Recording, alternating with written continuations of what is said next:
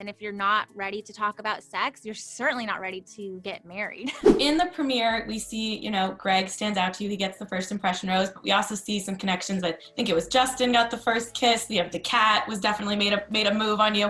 What about Greg gave you the first impression rose over the others? What I loved about Greg is he was just true to himself, which was this like very nervous, very uncomfortable guy. He didn't try and act cool or like be this guy that he's not. He was just like, this is me and I'm really freaking scared.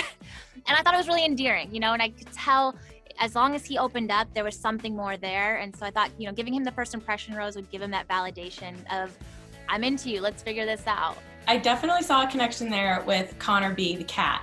What can you tell me about why you liked Connor so much on night 1 too? Well, first of all, he's dressed as a cat and he did his research on me. I love my cat so much.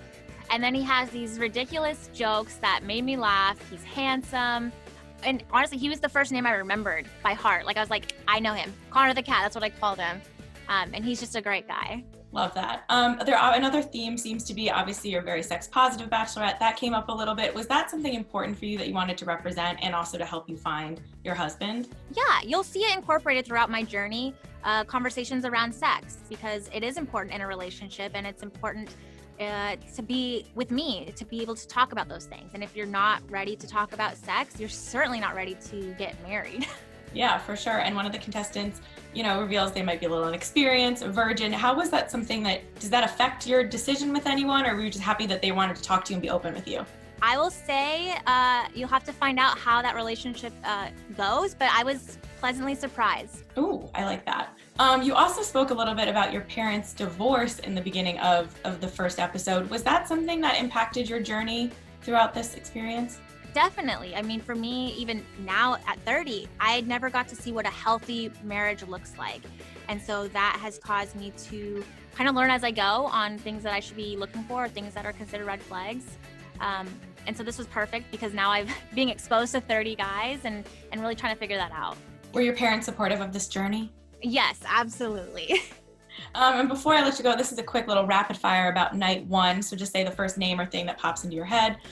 Your favorite limo entrance? Connor B, the cat. Do you have a least favorite? I know that's a hard question. The RV was probably my least favorite. I was going to say, what turned you off more, the RV or the blow-up doll? The RV. I'll take the blow-up doll any day over that RV. That RV was so scary. I thought so too. What was the best present or gift you received on night 1? I mean, the gift box. What were you thinking in that? What did you think was hiding in there? Well, I thought, is it someone I know? Is it an ex? Is it, I don't know. Like, I had no idea what to expect. Is it a joke? Maybe they're actually not joining my journey. So I really didn't know what to expect, especially with the commitment of staying in the box almost the entire night. Wild. Do you have a best dressed?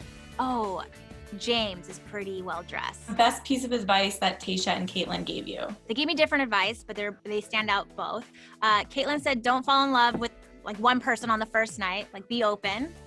And then Tayshia was the one who said, surrender to the process, trust the journey. How many times do you think you turned around roughly on night 1 to get their reaction when you guys were watching the guys pull in together? Every single time. As soon as the guy was out of sight, I looked at them and like gave them a little feedback of like, yay, or like, no, thank you. And if you had to guess, how many names do you think you remembered on your own night 1? Actually, all of them. So I come from a finance background where I have to know my customers by face and name. And so I picked that up right away. Wow, that's impressive. And finally, of course, I know you can't tell me, but are you happy now? How are we feeling, post-show? Where are we at? I've come to learn that everything happens for a reason. And that being said, I am happy, yes.